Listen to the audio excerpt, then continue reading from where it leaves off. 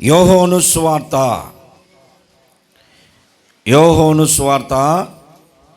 మొదటి అధ్యాయము. యోహోను సువార్త మొదటి అధ్యాయము 38 నుంచి చదువుతున్నాను చూడండి. యేసు వెనుకకు తిరిగి వారు తన్ను వెంబడించుట చూసి మీరేమి వెదుకుచున్నారని వారిని అడుగగా, వారు రబ్బీ నీవెక్కడ కాపురం ఉన్నావని ఆయనను అడిగిరి. అలాగనే తలల వంచి కళ్ళు మూసుకోండి. చిన్న ప్రార్థన చేస్తాను. ప్రేమ నమ్మకమున గల మా పరలోకపు తండ్రి, మీ ప్రియకుమారుడు మా రక్షకుడైన యేసుక్రీస్తు పరిశుద్ధ నామములో ఈ మధ్యాహ్న కాల సమయంలో తండ్రి మీ పాద సన్నిధానంలో చేరామయ్యా. ఇప్పటి వరకు పాటల ద్వారా మమ్మల్ని బలపరిచారు, మిమ్మల్ని స్తుతించాం, అనేక మంది ఆరాధించారు తండ్రి. ప్రార్థనలో విన్నపములు, విజ్ఞాపనలు, యాచనల ద్వారా మీ సన్నిధానములో మొరపెట్టారు నాయన. మా మొరలన్నీ ఆలకించిన దేవుడు మీరే, మీకు స్తోత్రము నాయన. ఇదేనమని మా ప్రభువా, మీ పక్షాన నిలిచిన నన్ను, మీదేన దాసునైన నన్ను మరుగుపరచండి అయ్యా. చదవబడినటువంటి లేఖను మీ హస్తములకు అప్పగిస్తున్నాం. ఇహలోక సంబంధమైన జ్ఞానము కూడా లేని వాడను, ఒకవేళ ఉందనుకుంటే ఆ జ్ఞానం మీ దృష్టికి వెర్రితనము గనుక పర సంబంధమైన జ్ఞానము చేత నన్ను నింపండి.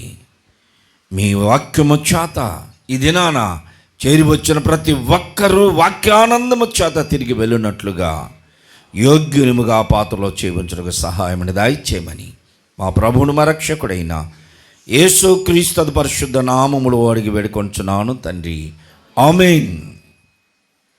అలానే ఉంచి ఇంకా బేస్. ప్రభువునందు ప్రియమైన సహోదరి సహోదరులారా, చదవబడినటువంటి వాక్యము ఇక్కడ ఉన్నటువంటి మనందరికీ, వింటున్నటువంటి ప్రతి ఒక్కరికి కూడా చిరపరిచితమైనటువంటి వాక్యమే, అందరికీ తెలిసినటువంటి వాక్యం ఇది. ఎన్నో పర్యాయాలు నేను కూడా ఈ వాక్యాన్ని బోధించాను. ఈ దినము కొరకు దేవుడు సిద్ధపరిచాడు. మరొకసారి జ్ఞాపకం చేసుకుందాం. చదవబడినటువంటి వాక్యము యోహాను సువార్త 1వ అధ్యాయము 37వ వచనం నుండి, ఆ ఇద్దరు శిష్యులు విని, బాప్తిస్మిచ్చు యోహాను గారు చెప్పిన మాట శిష్యులు ఇద్దరు విని యేసు ప్రభు వారిని వెంబడించారు. యేసు ప్రభు కొంత దూరం వెళ్ళిన తర్వాత వెనుకకు తిరిగి వారు తనను వెంబడించుట చూసి మీరేమి వెదుకుచున్నారు అని వారిని అడిగాడు. ప్రభునందు ప్రియ సహోదరి సహోదరులారా, ఈనాటి వాక్య భాగము వాక్యాంశం మీరేమి వెదుకుచున్నారు, మీరేమి వెదుకుచున్నారు. బైబిల్ గ్రంథంలో మత్తయి, మార్కు, లూకా, యోహాను 4 సువార్తలలో యేసు ప్రభువారు శిష్యులను అడిగినటువంటి ప్రశ్నలు, ప్రజలను అడిగినటువంటి ప్రశ్నలు, శాస్త్ర పరిచయులను అడిగిన ప్రశ్నలు, ప్రధాన యాజకులను అడిగిన ప్రశ్నలు ఒక 40 ప్రశ్నలు ఉన్నాయి. ఆ 40 ప్రశ్నలో ఇది ఒక 3 ప్రశ్నలు మనం జ్ఞాపకం చేసుకుందాం. యేసు ప్రభు వారు అడిగినటువంటి ప్రశ్నలు అవి. ఎందుకు ప్రభు ప్రశ్నించాడు? ఎందుకు ప్రభు ఎదుటి వారిని ఆ రీతిగా ప్రశ్నించవలసి వచ్చింది? అదే ప్రశ్న ఈ దినాన మనతో కూడా అడుగుతున్నాడని మనం అన్వయించుకోవాలి. వారు ఆ దినాన చెప్పిన సమాధానం వేరు, ఈరోజు నువ్వు చెప్పవలసినటువంటి సమాధానం ఏమిటి? ఈ వాక్యము ద్వారా మనం పరీక్షించుకుందాం. బాప్తిస్మిచ్చు యోహాను గారు బాప్తిస్మిస్తూ ఉన్నాడు. ఆ దినములో ప్రతిరోజు ఆయన అర్ధాను నది యొద్దకు వచ్చి బాప్తిస్మిస్తూ ఉండగా, బాప్తిస్మిచ్చు యోహాను గారి యొక్క బోధ విన్న ప్రజల హృదయాలు మార్చబడి, మార్పు చెంది మారు మనసుకు తగినటువంటి ఆ బాప్తిస్మము ఆయన దగ్గరికి వచ్చి బాప్తిస్మం పొందుతున్నారు. అదే సమయంలో నజరేతు నుండి యేసు ప్రభువారు వచ్చి బాప్తిస్మం ఇచ్చి యోహాను గారి ద్వారా బాప్తిస్మం పొందారు. ప్రజలందరూ చూస్తున్నారు. ప్రజలందరూ చూస్తూ ఉండగా యేసు ప్రభువారు ఆ యొర్దాను నదిలోనికి దిగుతుండగా బాప్తిస్మం ఇచ్చి యోహాను గారు అడిగాడు, అయ్యా ఇదిగో నీ ద్వారా నేను బాప్తిస్మం పొందవలసిన వాడను, అభిషేకించబడవలసిన వాడను, నీవేంటి నరమాతృని వద్దకు వచ్చావు? ప్రజలకు ఎవరికి తెలియదు ఈ విషయం, యోహాను గారికే తెలుసు. తల్లి గర్భములో ఉండగానే యేసు ప్రభు గర్భములో ఉండగా, యోహాను గారు గర్భములో ఉండగా, మరియమ్మ తల్లి ఎలిజబెత్ ఇంటికి వచ్చినప్పుడు ఎలిజబెత్ గర్భములో ఉన్నటువంటి బాప్తిస్మం ఇచ్చి యోహాను గారు మరియమ్మ తల్లి గర్భములో ఉన్న పిండమైన యేసు ప్రభుని చూసి గంతులు వేశాడంట గర్భంలో. అప్పుడే తెలుసు ఈయన దేవుని కుమారుడు పరము నుండి దిగి వచ్చాడు అని. ఇప్పుడు ఆయన అంటున్నాడు, నువ్వు పరసంబంధివి, పరవాసివి, నీవు పరిశుద్ధుడివి, నీ ద్వారా నేను అభిషేకించబడాలి. నీవేంటి నా దగ్గరకు బాప్తిస్మం తీసుకోవడానికి వచ్చావు? అంతకుముందే ఈయన బాప్తిస్మం ఇస్తూ ఉండగా శాస్త్రుల పరిచయలు అడిగినటువంటి ప్రశ్నకి సమాధానముగా నువ్వు రానయ్యున్నటువంటి ప్రవక్తవా అని అడిగారు. అడిగితే ఆయన అన్నాడు, ఆ ప్రవక్తను నేను కాదు, ఆ ప్రవక్త పరిశుద్ధుడు, ఆయన పాదముల చెప్పులు వారు విప్పుటకు కూడా నేను యోగ్యుని కాదు అని చెప్పాడు. అంతగా ప్రభుని హెచ్చించాడు. ఆయన తను తాను తగ్గించుకున్నాడు. అయినా ప్రభు ఆయన దగ్గరకు వచ్చాడు బాప్తిస్మం తీసుకొని. ఒడ్డెక్కుతూ ఉంటే పరిశుద్ధాత్ముడు పావురము వలె ఆయన మీదకు వచ్చాడు. తండ్రి అయిన దేవుడు ఆకాశవాణి వినిపించాడు. ఈ సందర్భంలో మనం ముగ్గురిని చూస్తాం. తండ్రి అయిన దేవుని స్వరము, పరిశుద్ధాత్మని అభిషేకము, కుమారుడైన క్రీస్తు, ముగ్గురిని చూస్తాం మనం అక్కడ. ఈయన నా ప్రియ కుమారుడు, ఈయన యందు నేను ఆనందించుచున్నాను అని పరలోక స్వరం వినబడగా అందరూ విన్నారు. అందరూ ఆశ్చర్యపడి చూస్తూ ఉండగా అప్పుడు ఈ బాప్తిస్మం ఇచ్చే యోహాను గారు ప్రజలతో చెప్తున్నాడు, ఇదిగో లోక పాపములు మోసుకొని పోవు దేవుని గొర్రెపిల్ల, లోక పాపములను మోసుకొని పోయే గొర్రెపిల్ల, లోక పాపముల కొరకై తను తాను బలి అర్పణగా అర్పించుకునేటువంటి గొర్రెపిల్ల ఇదిగో అని చూపించాడు. నా వెనక వచ్చేవాడు గొప్పవాడు, శక్తిమంతుడు అని చెప్పానే, అతడే ఇతడు అని యేసు ప్రభు వారిని గురించి అంత గొప్పగా ప్రవశించి చెప్తే, అప్పటి వరకు యోహాను గారి మాటలు వింటూ ఆయన్ని వెంబడించినటువంటి శిష్యులు ఒక ఇద్దరు మాట్లాడుకుంటున్నారు. ఈయనే గొప్పవాడు అనుకున్నాం, ఈయనే ఇంత రోషము కలిగిన వాడు అనుకుంటున్నాం, ఈయనే ఇంత పరిశుద్ధుడు అనుకుంటున్నాం, ఈయనే మరొక వ్యక్తిని గురించి చెప్తున్నాడంటే ఆయన ఇంకా బలవంతుడు, పరిశుద్ధుడు కనుక మనము ఈయనను వదిలి ఆయన్ని వెంబడిద్దామని వారిద్దరూ యేసు ప్రభువుని వెంబడిస్తున్నారు. దేవునికి స్తోత్రం. ప్రభువుని వెంబడిస్తున్నారు కానీ ప్రభువుని పిలవలా, ప్రభువా అని పిలవలేదు. ఎందుకు వెంబడిస్తున్నారో చెప్పలేదు. యేసు ప్రభు వారు వెళుతూ ఉంటే వీరు వెనక వెళుతూ ఆయనని గమనిస్తున్నారు. సహోదరి సహోదరులారా, ఎందుకు వారు ఆ రీతిగా వెనకగా వెళుతున్నారు? ఎందుకు పలకరించలేదు?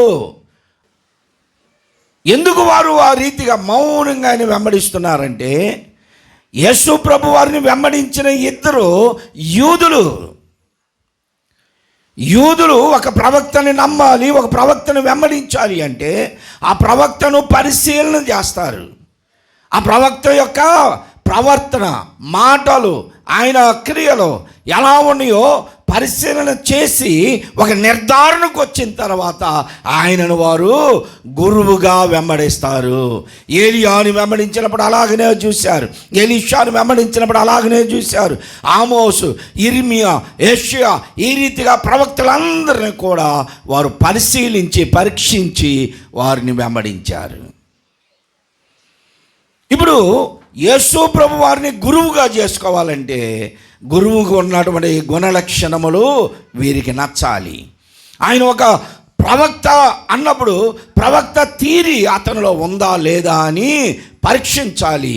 ప్రవక్తకు తగినట్లుగా నడుస్తున్నాడా లేదా, ఆయన జీవిత సరళి ఎలా ఉందో చూసి ఆయనను వెంబడించాలి అని పరిశీలిస్తున్నారు. ఇదేనా మనలో కూడా చాలామంది విశ్వాస జీవితంలో నువ్వు లేకముందు లోకములో ఉన్నప్పుడు అందరూ నీకే భయపడతారు. విశ్వాసగా లేనప్పుడు నువ్వు రోడ్డు మీద నిలబడితే నీ గొంతుకి నీ మొగానికి చూసి అందరూ భయపడతారు. అబ్బో ఆ పిల్ల రోడ్డు మీదకి వచ్చింది, అబ్బో వాడు రోడ్డు మీదకి వచ్చాడు, అబ్బో వాడు గొంతు ఇప్పాడంటే, అబ్బో వాడు అని భయపడేవాళ్ళు. ఎవరు నీతో మాట్లాడేవారు కాదు. మాట్లాడడం అంటే ఏంటి, ఎదురు మాట్లాడేవాళ్ళు కాదు, అందరూ నీకే లోబడేవాళ్ళు. నీవు ప్రభువుని అంగీకరించిన తర్వాత, ప్రభు బిడ్డగా మార్చబడిన తర్వాత నీ పొజిషన్ అంతా మారిపోతుంది. ఇప్పుడు ఎవరైనా నిన్ను పరిశీలిస్తారు. నువ్వు ఎటు వెళుతున్నా నీ క్రియలు ఎలా ఉన్నాయి, నీ మాటలు ఎలా ఉన్నాయి, నీ వస్త్రధారణ ఎలా ఉంది, నీ ఆహార పరిస్థితులు ఎలా ఉన్నాయి, అన్నీ చూస్తారు, అన్నీ పరీక్షిస్తారు. మనం ఎలా మాట్లాడుతున్నామో పరిశీలిస్తారు. చాలామంది అలాగనే ఉంటారు సేవకులు.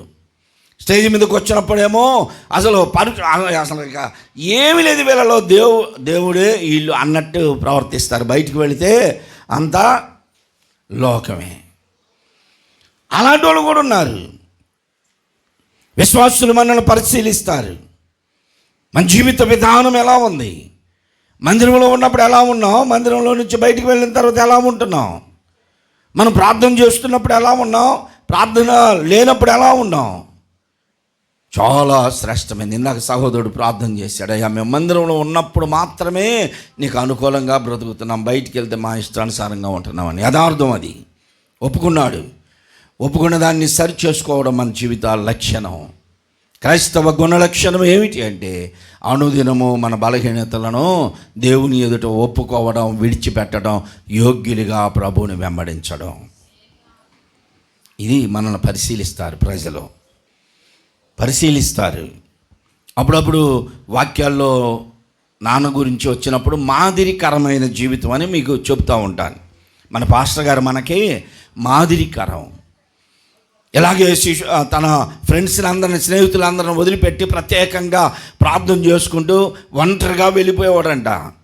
ఒంటరిగా వెళ్ళిపోయి అక్కడ కుందిల్ రోడ్డు అని ఉంది, ఆ కుందిల మీద ఎత్తుగా ఉంటే ఆ కుందిల మీద ఉండి ప్రార్థన చేసేవాడంట. చీకటి పడ్డా కానీ అలాగనే ప్రార్థన చేస్తూ ఉండేవాడంట. సినిమాలు మానేశాడు, సిగరెట్లు మానేశాడు, మందు మానేశాడు, స్నేహాలు మానేశాడు, పాపపు జీవితం మానేసి దేవుని వెంబడిస్తూ సావుగుల మధ్యలో కూర్చొని వాక్యాలను నేర్చుకుంటూ పరిచర్య ప్రారంభించిన తర్వాత ఒక రోజున పెద్ద పాస్టర్ గారు మా అమ్మ నాన్న ఇద్దరు కలిసి వెళుతున్నారంట. తోలషాపుల దగ్గర నుంచి పడాభిపురం ఆ రోడ్లో నడుచుకుంటూ వెళుతూ ఉంటే జార్జిపేటలో ఉన్నటువంటి ఒక సహోదరుడు, ఈ మేరుకుమార కొల బంధువు, ఆయన గౌబా రోడ్డు మీదకి వచ్చేసి, ఆయన అంటే భయపడతారు అందరూ భయపడతారు. గౌబా రోడ్డు మీదకి వచ్చేసి, డేవిడ్ ఆగు అని, ఏమీ లేదు ఊరికనే ఏంటన్నా అని ఆగితే ఆసి చంపకు పెట్టి కొట్టాడంట ఒకటి. వాస్తవం, ఇది జరిగింది పెద్ద పాస్టర్ గారి విషయంలో. కళ్ళ నిండా నీళ్ళు వచ్చేసినాయి అంట. ఏం జరిగింది, ఎందుకు కొట్టాడు, ఏమిటి ఏమీ తెలియదు, కొట్టాడంట అంతే. ఇక్కడే మన జార్జిపేటలో కొట్టేసి అనుకుంటూ దులుపుకుంటూ వెళ్ళిపోయాడంట. అయిపోయింది అంతే. ఎందుకు కొట్టాడు ఏంటో ఏమీ తెలియదు. వీళ్ళిద్దరికి పగలేదు, ఏమీ లేదు. మళ్ళీ స్నేహంగా ఉండి స్నేహం వదిలిపెట్టేశారు. అయిపోయింది. మరలా 2-3 రోజుల తర్వాత అదే రోడ్డు మీద వెళతా ఉంటే మరలా ఆయన పిలిచి డేవిడ్ అనుకుంటూ వస్తున్నాడంట.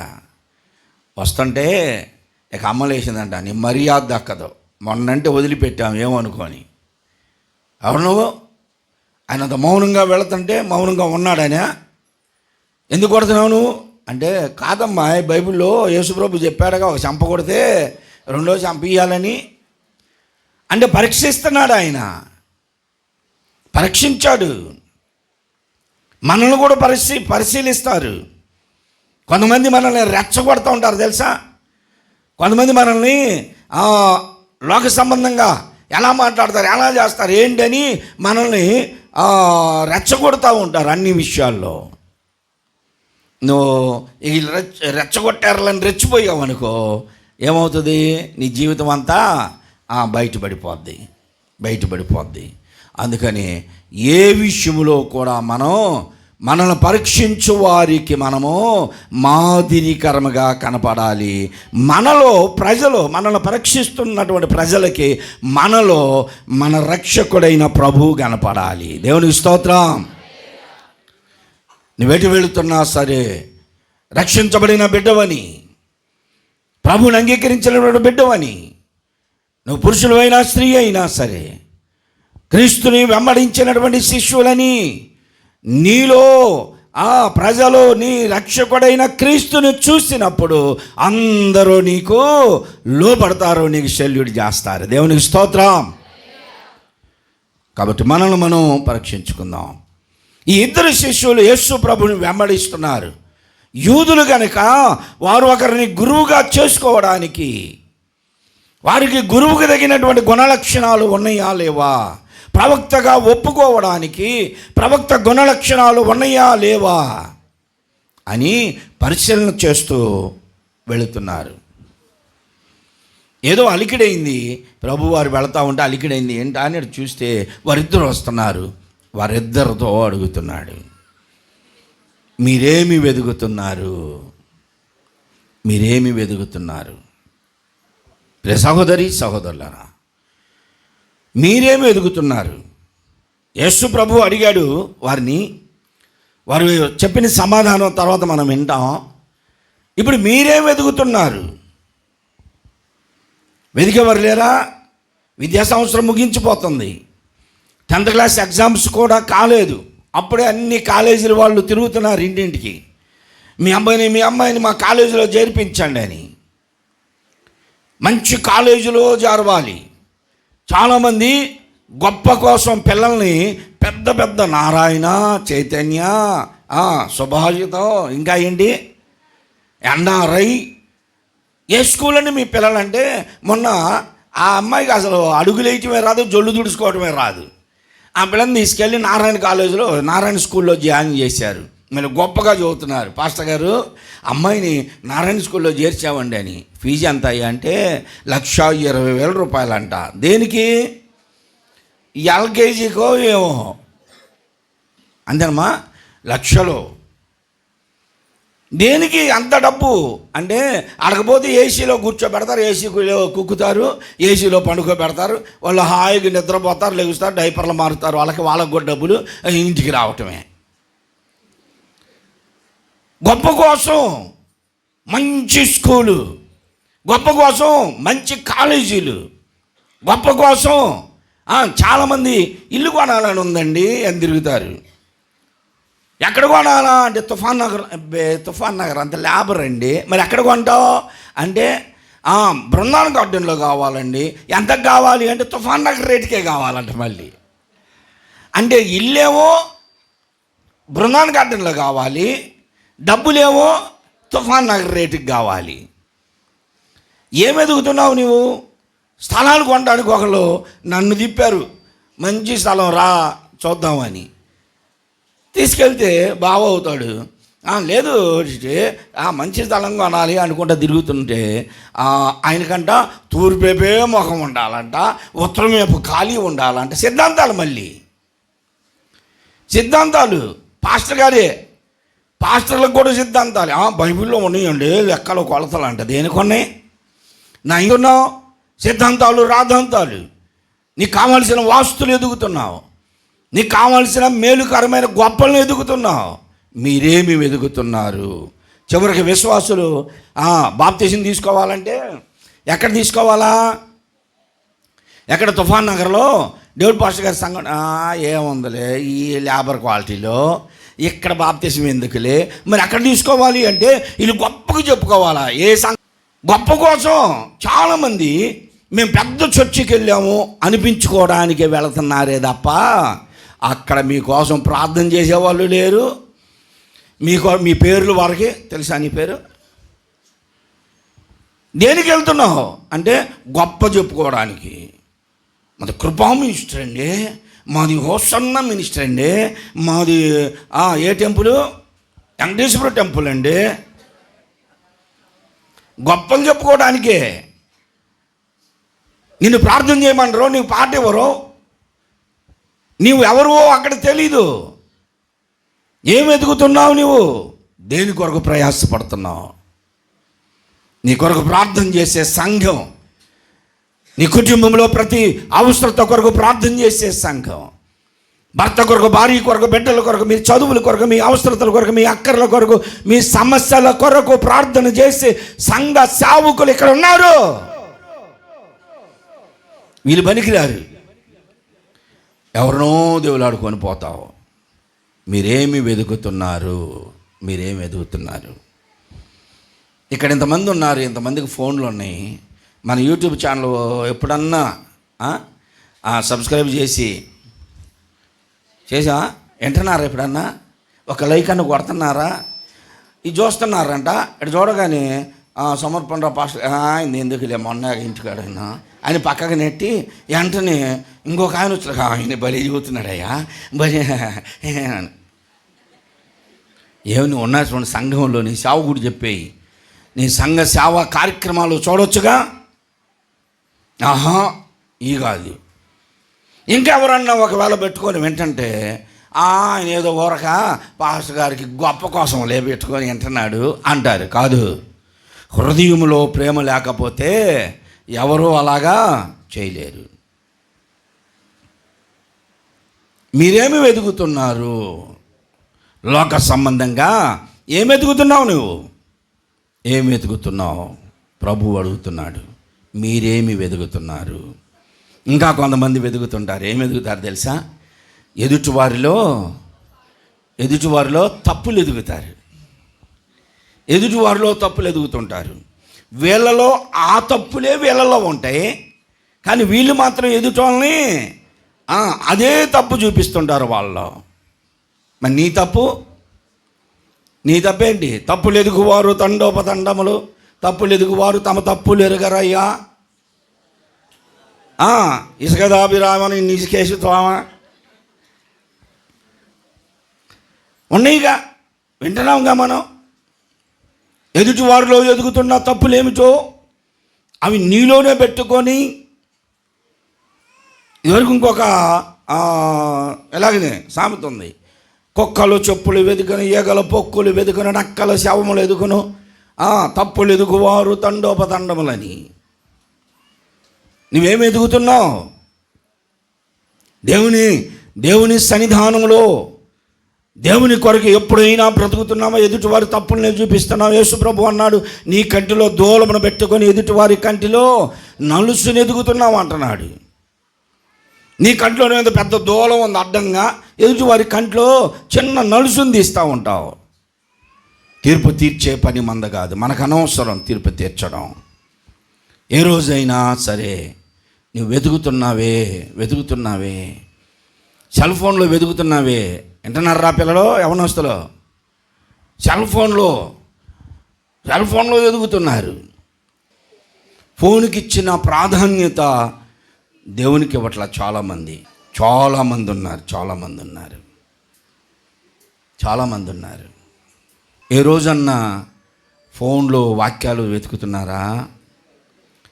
ఫోన్లో ఎప్పుడైనా సరే ఒక పాట తీసి పాట పాడుకుంటూ కూర్చుంటున్నారా? మనకై యేసు మరణించే మన పాపముల కొరకే. ఎప్పుడైనా పాడుకున్నావా? ఎప్పుడైనా పాడుతున్నావా? ఫోన్లో వెతుకుతున్నావు, ఏదో వెతుకుతున్నావు. వాక్యాన్ని వెతుకుతున్నావా? సావుకులో శ్రేష్టమైన మాటలను వింటున్నావా? అలాగూ వినేవాళ్ళు చాలామంది ఉన్నారు, లేరని కాదు. అలా వినే వాళ్ళని దేవుడు ఆ రీతిగానే దీపిస్తున్నాడు. ఇంకా వెతుకులాట, లోకంలో వెతుకుతున్నారు. 20 రూపాయలు పెట్టి ఇడ్లీ తినడానికి బయలుదేరి ఏ హోటల్లో బాగుంటుందంట, ఏదో ఒకటి తినరాదు కడుపు నిండడానికి. నేనేమి చూడను, ఎక్కడ చూడను. నేను గబగబా వెళ్తుంటే ఆటో దిగి వెళ్తుంటే కుర్రలంతా, పాస్టర్ గారు ఇక్కడ బాగాదండి, అక్కడికి ఎక్కడ బాగున్నా బాగాకపోయినా కడుపు నిండడానికి 2 ఇడ్లీ ఏనైనా తినేస్తా. నేను తినడం కోసం బ్రతకట్లా, నేను బ్రతుకుతున్నాను కాబట్టి తినాలి. ఏం వెతుకుతున్నావు నువ్వు? నీ జీవితంలో నీకు మేలుకరమైనది ఏదైనా నీ వెతుకులాడి సంపాదించుకున్నావా? నీ జీవితంలో నువ్వు దేని కొరకు వెతుకుతున్నావో అది నీకు మేలుకరము కాదు. 250 రూపాయలు పెట్టి చీర కొనడానికి పోయి రాకలో ఉన్నాయన్నీ తీపిస్తారు. ఇదొద్దు, అదొద్దు, అది ఇది మొత్తం వెతుకుతారు. అన్నీ కింద పడేసి ఇది బాగాలేదులే, సౌత్ షాపింగ్కి వెళ్దాంపా, చెన్నై షాపింగ్కి వెళ్దాంపా. ఏం వెతుకుతున్నావు? నీ జీవితంలో ఆత్మీయ మేలు కలిగేదానిని వెతుకో. నువ్వు వెతికేది ఏమిటో నీ జీవితమునకు మేలుకరముగా ఉండాలి. ఎక్కడ కూర్చున్నా, ఏ ప్రయాణంలో ఉన్నా, నేను చివరికి పడుకున్నా సరే మంచి శ్రేష్టమైన మాటలు కావాలని రేపేం చెప్పాలి, ఈ వాక్యానికి ఎలాగూ చెప్పాలి, ప్రభువా నాకు ఆ మంచి జ్ఞానమును తలంపును పుట్టించు అని ప్రభువుని వేడుకుంటూ ఉంటాను. దేవునికి స్తోత్రం. నీ జీవితంలో అలా ఉండాలి. యేసు ప్రభు వెనుక తిరిగి మీరేమి వెతుకుతున్నారు అని అడిగితే వారు అంటున్నారు, రబ్బుని అంటే బోధకుడా, నీ నివాస స్థలం ఎక్కడా? నువ్వు ఉండేది ఎక్కడయ్యా? నిన్ను చూస్తే మాదిరికరంగా కనపడుతున్నావు, మా జీవితానికి మాకు గురువుగా సరిపోతావు, ఒక ప్రవక్తగా సరిపోతావు, మీ శిష్యులు అవ్వాలి మేము, నీ నివాస స్థలం ఎక్కడా అని అడిగితే ఆయన అన్నాడు, వచ్చి చూడండి అయ్యా, నక్కలకు బొరియలను ఆకాశ పక్షులకు గూళ్ళు ఉన్నాయి, మనుష్య కుమారుడు తలవాల్చుటకైనను స్థలము లేదు అన్నాడు. వాస్తవమే. యేసు ప్రభువారు పరమును విడిచి భూలోకమునకు రావటం కోసం ఒక గర్భం అవసరం కనుక పవిత్రురాలైన పరిశుద్ధురాలైన మరియమ్మ తల్లి గర్భాన్ని తీసుకొని వచ్చాడు. ఆ గర్భం ద్వారా ఒక తల్లి అవసరం కనుక తల్లిని వాడుకున్నాడు తల్లిగా. భూలోకంలో ఆయనది ఏదీ లేదు. ఆయన ప్రయాణం చేయడానికి గాడిద కూడా వేరే వాళ్ళదే. ఆయన తినడానికి భోజనం కూడా ఎవరో ఒకరు పెడితే తిన్నాడు. ఆయనని చనిపోయినప్పుడు సిలువ వేయటానికి కూడా ఆయన కొరకు సిద్ధపరిచింది కాదు అది. అప్పుడప్పుడే ఒక చెట్టు పచ్చి మానుని కొట్టి తీసుకొచ్చేసారు. ఆయన చనిపోయినప్పుడు పెట్టడానికి ఆయనకి సమాధి కూడా వేరే వాళ్ళదే. పస్కా బలి పండుగను చేయడానికి బలి పశు మాంసం తినడానికి కూడా, పస్కాను చేయడానికి కూడా సొంత ఇల్లు లేదు. వేరే వాళ్ళని అడిగి ఆ ఇంట్లో పస్కా విందును భుజించారు. శిలువ మీద కూడా ఆయన తలవాల్చడానికి స్థలము లేదు. అందుకే యేసు ప్రభు అన్నాడు, నక్కలకు బొరియలు ఆకాశ పక్షులకి గూళ్ళు ఉన్నాయి, మనుష్య కుమారుడైన నేను తలవాల్చడానికి స్థలము లేదు అన్నాడు. వేదన చెందాడు. మీ హృదయాన్ని ఇవ్వగలవా ఇది నానా? ఆయనకి స్థలం లేదంట. ఎవరు ఆయన చేర్చుకోవట్లేదు. నీవైనా చేర్చుకుంటావా? నీ హృదయంలోనికి, నీ జీవితంలోనికి? ప్రభు నీ హృదయంలోనికి వస్తాడంట. ప్రభు నీకు హృదయం కావాలంటున్నాడు. నీ జీవితం ఆయనకు కావాలి. ఇస్తావా? ఎంతకాలం ఆయన్ని ఒంటరి వాణ్ణి చేసి దూరంగా నిలబెడుతున్నావు. రక్షించబడ్డానని పేరుకు మాత్రమే ఉంటున్నావు, కానీ నీ హృదయంలో ఆయనకి స్థలము లేదు. నీ జీవితంలో ఆయనకి స్థలము లేదు. ఏదేదో లోక సంబంధమైన సమస్తము నీ హృదయము నిండిపోయింది. ఆ హృదయములో ప్రభు ఖాళీ లేదు. పిలుస్తున్నాడు ఆయన. హృదయం దాడుతున్నాడు. హృదయం అన్నడు తలుపు నొద్ద యేసునాదుండు, హృదయం అన్నడు తలుపు నొద్ద యేసునాదుండు, నిలచి సదయుడగుచు తాటుచుండు సకల విధములను నిలచి సదయుడగుచు తాటుచుండు సకల విధములను ఎంతసేపు నిలువబెట్టి ఏడ్పింతురతని ఎంతసేపు నిలువబెట్టి ఏడ్పింతురతని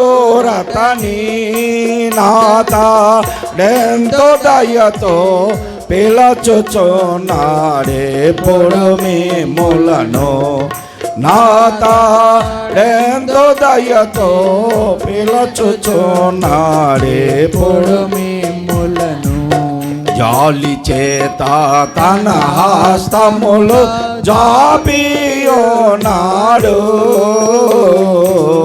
జాలి చేత తన హస్తములు జాపియోనాడు మిమ్మో నాలింగనమో చేయగోరి అనిశము కనిపెట్టు నాలింగనమో చేయగోరి అనిశము కనిపెట్టు ఎంతసేపు నిలువబెట్టి ఏడ్పింతురతని ఎంతసేపు నిలువబెట్టి ఏడ్పింతురతని నాథుడెంతో దయతో పిలచుచున్నాడే పొడు మిమ్ములను. దేవుని స్తోత్రం. మీరేమి వెతుకుతున్నారో అది మీ జీవితానికి నిష్ప్రయోజనమైనది, మేలుకరమైనది కాదు. నీ జీవితమును వెలిగించి నీకు ఒక పరిశుద్ధమైన జీవితమును ఇచ్చి నిన్ను ఒక ప్రత్యేకమైనటువంటి వ్యక్తిగా నిలబెట్టడానికి ప్రభువుని వెతుకు. ఆయన నీ జీవితంలోనికి వస్తాడు, నీ హృదయంలోనికి వస్తాడు. మీరేమి వెతుకుతున్నారు? వారిని అడిగితే వారు అన్నారు, నీ నివాస స్థలం ఎక్కడ అంటే వచ్చి చూడండి అన్నారు. వెళ్ళారు, చూశారు, ఆయన్ని వారి స్వరక్షకునిగా అంగీకరించారు, శిశువులుగా మార్చబడ్డారు. యోహాను సువార్తలోనే 18వ అధ్యాయం 4వ వచనం. యోహాను సువార్త 18. గెత్సెమనే తోటలోనికి, ఇంకా చాలా ఉన్నాయి కానీ విడిచిపెడుతున్నాను నేను. ఈ 2 విషయాలు చూసుకొని మనం బల్లారథంలోనికి వెళ్దాం. గెత్సెమనే తోటలో ఆ రాత్రి అంతా యేసు ప్రభు వారు ప్రార్థన చేస్తూ ఉండగా ఆ రాత్రి సైనికులతో పాటు ఇస్కరియోతు యోధ యేసు ప్రభువుని పట్టుకోవడానికి వచ్చారు. అప్పుడు తనకు సంభవింపబోవున్నదంతయో యేసు ప్రభు ఎరిగిన వాడై కత్తులతోనూ గుదిలతోనూ యేసు ప్రభుని బంధించడానికి, బందిపోటును బంధించడానికి వచ్చినట్లుగా వారందరూ వస్తే యేసు ప్రభువుకి అర్థమైపోయింది ఏం జరుగుతుందో. యేసు ప్రభువే వారి దగ్గరికి వెళ్ళి ఇప్పుడు అంటున్నాడు, బాబు, సైనికులారా, మీరు ఎవరిని వెతుకుచున్నారు అన్నాడు. మీరు ఎవరిని వెతుకుతున్నారయ్యా?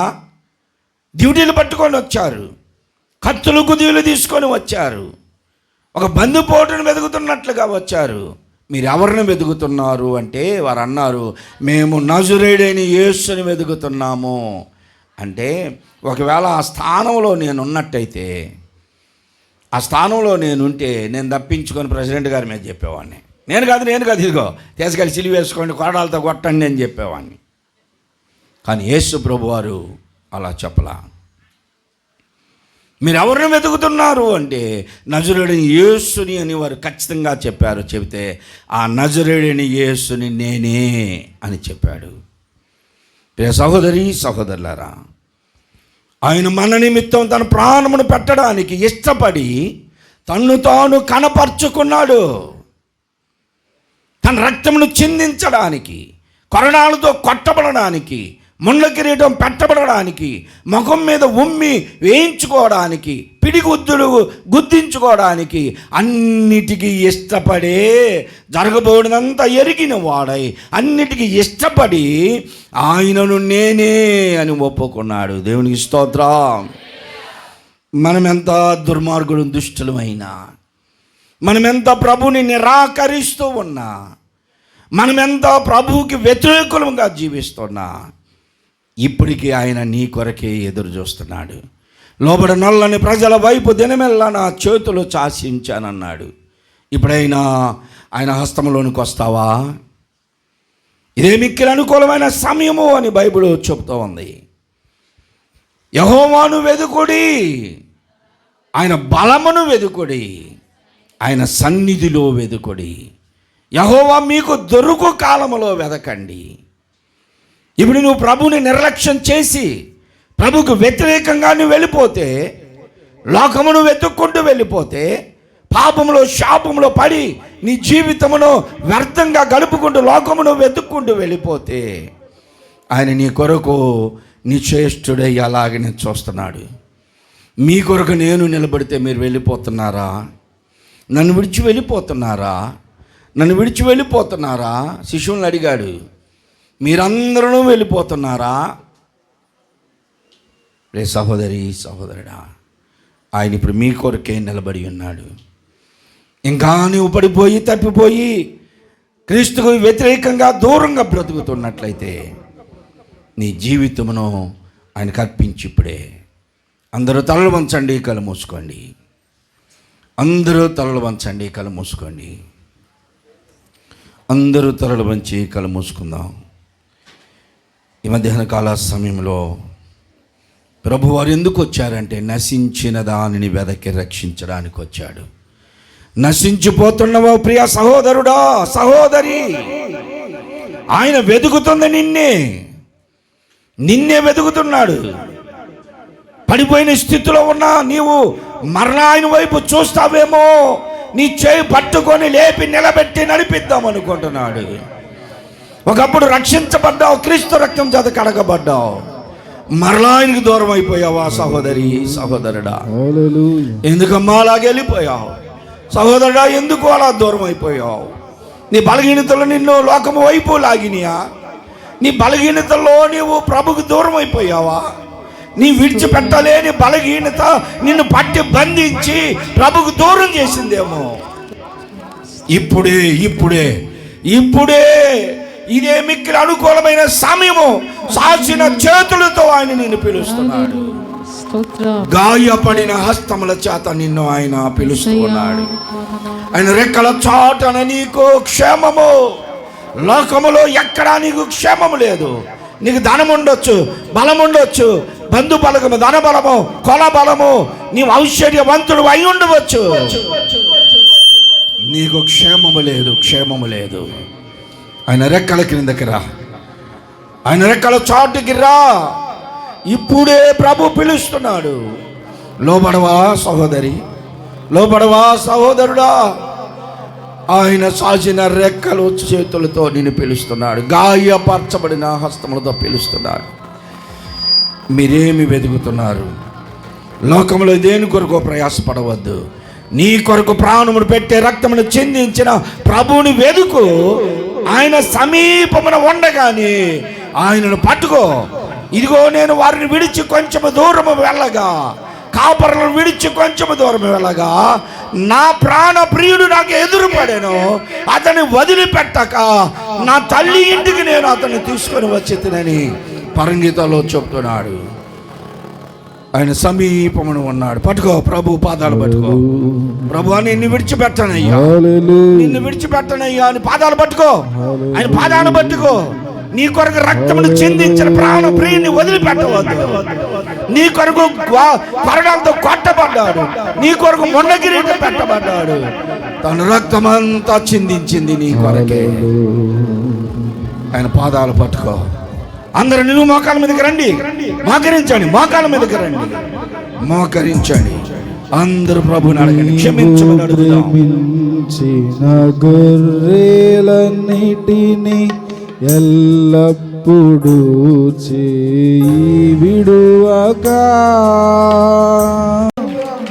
అంతము వరకు కాపాడే దేవుడు, నన్ను నిన్ను ఎన్నటికీ చేయి విడువని దేవుడు. స్తోత్రం, హల్లెలూయా, హల్లెలూయా. అందరము కలిసి చివరిసారిగా మరి ఒక్కసారి బిగ్గరగా బిగ్గరగా కలిసి పాడుదాం. అంతము వరకు కాపాడు దేవా, అంతము వరకు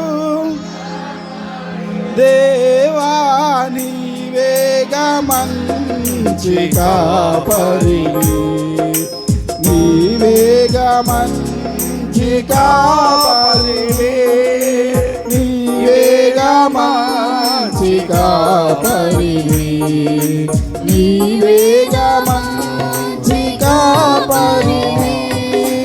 ఓ ప్రభువా,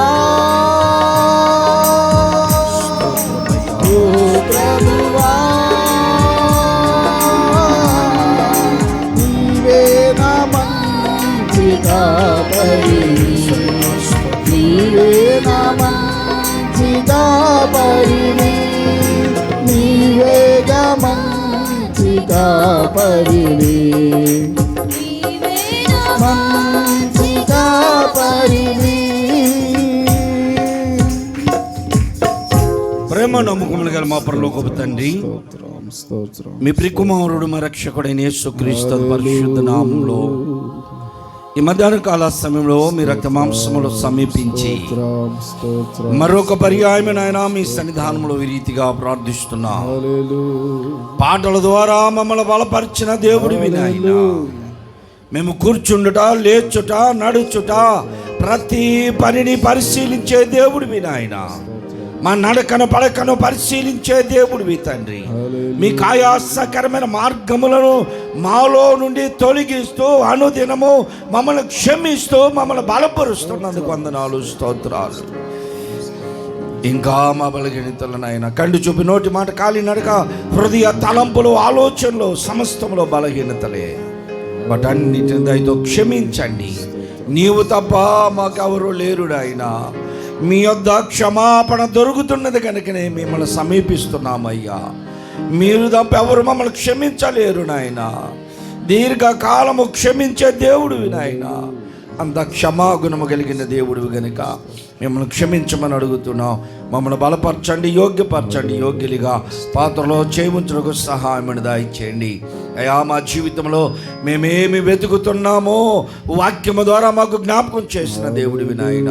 లోకములో వెండి బంగారములు, వెలగలిగిన వస్త్రములు, వెలగలిగిన భూములు, వెలగలిగిన స్కూళ్ళు, వెలగలిగినటువంటి కాలేజీలు, ఘనత కొరకు మేము వెతుకులాడుకుంటున్నాము నాయన. మా జీవితంలో ఎక్కడ మేము నాయన లోకము కొరకు నాయన మేము ఎక్కడ ఏ విషయంలో తగ్గకుండా హెచ్చింపు జీవితమే, హెచ్చింపు కొరకే మేము వెతుకులాడుతున్నాము. మమ్మల్ని హెచ్చించి గణపరిచే దేవుడు అయినా మీ వైపు చూడలేకపోతున్నాం. వాక్యము ద్వారా మమ్మల్ని హెచ్చరించినందుకు వందనాలు, స్తోత్రాలు. మా జీవితాల్లో తండ్రి హెచ్చింపు జీవితం, గర్విష్టి జీవితం, గర్వములు, నాశనములకు ముందు నడుస్తే అన్నావు గనుక ఆ రీతిగా మా ప్రభువా మేము నశించిపోవడానికి కాదు నాయన రక్షించబడింది. నేను వెంబడించి నీ ద్వారా మా ప్రభువా మేము హెచ్చించబడాలి, నీ ద్వారానే మేము ఆనందించాలి, మీ ద్వారానే మేము అన్ని విషయాల్లో కూడా యోగ్యులము కావాలి గనుక మిమ్మల్ని వెంబడిస్తున్నామయ్యా. మేము వెతుకులాడుతుంది ఏమిటో, మేము వెతుకుతుంది ఏమిటో ఇప్పుడు మేము గ్రహించాము నాయన. మీరు ఆత్మ సంబంధులైన మనుషులైతే పైన ఉన్న వాటినే మీరు వెతుకుడి అంటున్నావు కదా తండ్రి. పైన ఉన్న వాటినే వెతుకాలి. అక్కడ మా కొరకు మీరు సిద్ధపరిచినటువంటి అయ్యా మా సింహాసనము, మా కొరకు ఏర్పాటు చేసిన ఒక ప్రత్యేకమైన స్థలము, మా కొరకు మీరు సిద్ధపరిచిన కిరీటము, మా కొరకు మీరు సిద్ధపరిచిన జీవవృక్ష ఫలము, మా కొరకు సిద్ధపరిచిన జీవ జలముల ఊట, ఇవన్నీ మా కొరకే మీరు ఉంచారు కనుక పైన వాటిని మేము వెతుకులాడుటకు సహాయం దయచేయండి. యేసయ్యా మీకు వందనాలు, స్తోత్రాలు. మా జీవిత కాలంలో మేము లోకం కొరకు ప్రయాసపడిన దినాలు గతించిపోయాయి అయ్యా. ప్రతి క్షణము నీ పనిలో ఎతుకులాడుటకు సహాయం దయచేసి పర సంబంధమైన జ్ఞానమును వెతికి వెంటాడి యోగ్యునిగా బ్రతుకున్నట్లుగా సహాయం దయచేసి మహిమ పొందండి. చేరి వచ్చిన ప్రతి ఒక్కరూ కూడా వాక్యమును విన్నారు.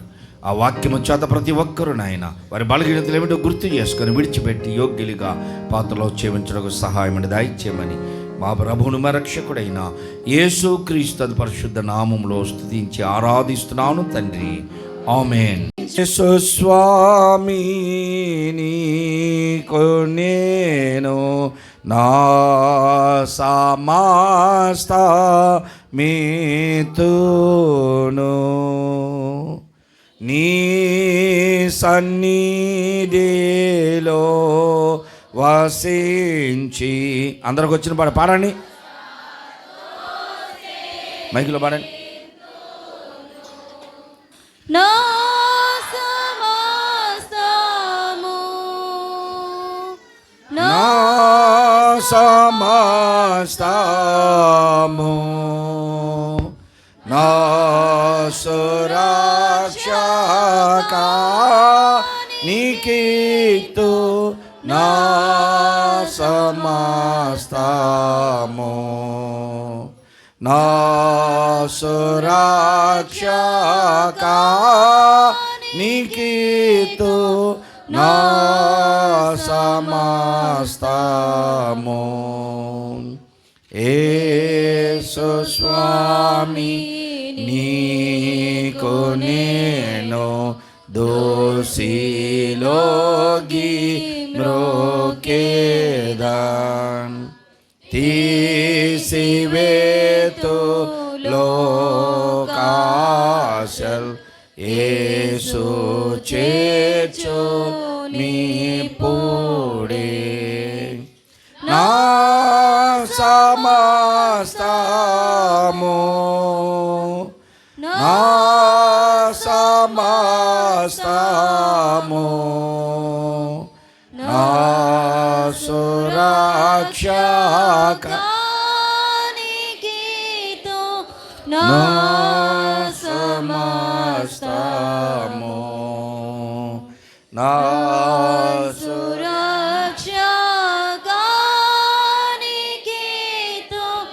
నా సమస్తము. పరలోకమందున్న మా తండ్రి, నీ నామము పరిశుద్ధ పరచబడునుగాక, నీ రాజ్యము వచ్చునుగాక, నీ చిత్తము పరలోకమందు నెరవేర్చునట్లు భూమి అందును నెరవేరునుగాక. మా దినాహారము నేడు మాకు దయచేయు, మా రుణస్థులను మేము క్షమించిన ప్రకారము మా రుణమును క్షమించు, మమ్మను శోధంలోనికి తేక దుష్టు నుండి తప్పించు. ఏలయనగా రాజ్యము బలము మహిమ నిరంతరము నీవే అయినావు తండ్రి. ఆమేన్. మన ప్రభు అయిన యేసుక్రీస్తు యొక్క కృప, తండ్రిని దేవుని యొక్క ప్రేమ, పరిశుద్ధాత్మ యొక్క అన్యోన్య సహవాసము ఆదరణ ఇప్పుడు ఎల్లప్పుడు కూడిన మనకందరకు సదా తోడేడును గాక. ఆమేన్.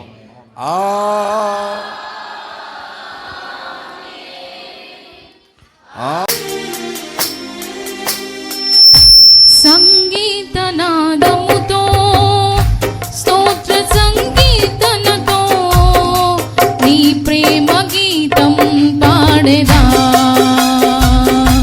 నీ గొప్ప కార్యం చాటెదా. నా జీవితం మార్చిన యేసయ్యా, ఈ నీ రుణం తీర్చుట ఎటులయ్యా. నా జీవితం మార్చిన యేసయ్యా, ఈ